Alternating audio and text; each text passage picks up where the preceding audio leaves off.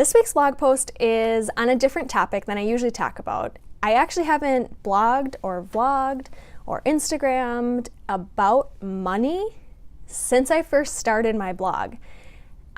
There's been little snippets here and there about different spending hacks, things like that, ways to save money, but doesn't really show up. It hasn't really showed up since I started my blog, and that was in April of 2016. The idea for this week's blog post came to me when I was journaling, and I was thinking about what are those meaningful messages that I can share with all of you, and money immediately came to mind. It's something that I don't usually talk about, and I think that's why it came to mind for this week.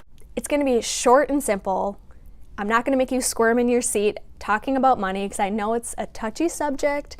There's a lot that goes into it, and I hear you, but this is a brief activity that you can check out to just sort of check in with where you're at with your spending habits and how that translates into your life.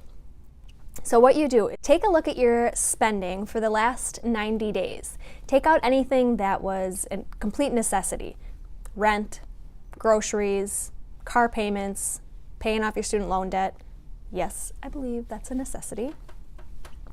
And see what's left.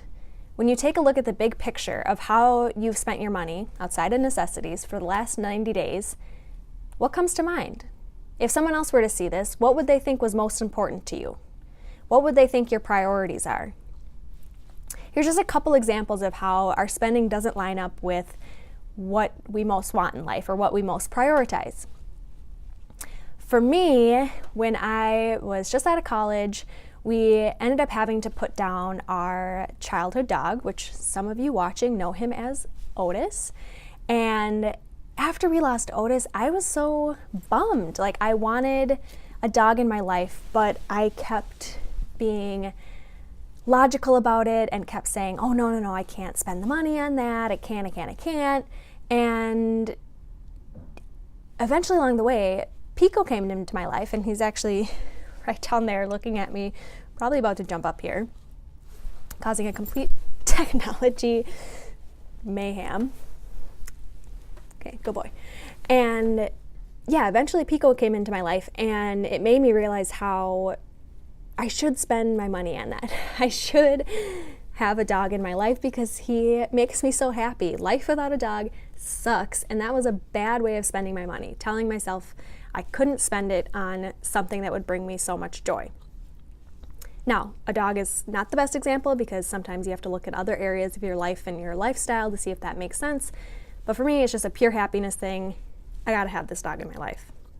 Another example is that if you're looking at your spending habits from the last 90 days, are most of your purchases kind of one-time things, sort of that quick burst of, oh, I gotta buy this because I'm at Target and I feel like I should spend a bunch of money?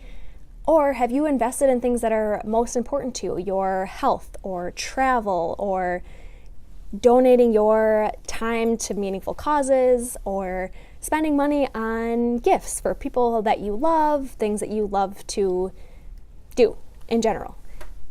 If it's more so on like the meaningless side of it's probably mostly material goods, but yet you love to travel. You talk about all the time how you love to travel, but all your money is like flushing down the toilet at Home Goods. Something's not right there. The way you spend your money is not lining up with the way you want to spend your life. Do you see that disconnect? That creates a funky feeling in our life, whether we are looking at it eye to eye like we are right now, or whether we don't ever acknowledge it and we're kind of left feeling like something's missing in our life. So try this activity out. Let me know what you learn about yourself and if anything changes as a result of doing it. I'd be really curious to learn what you learned from this. Until next time, have a great day.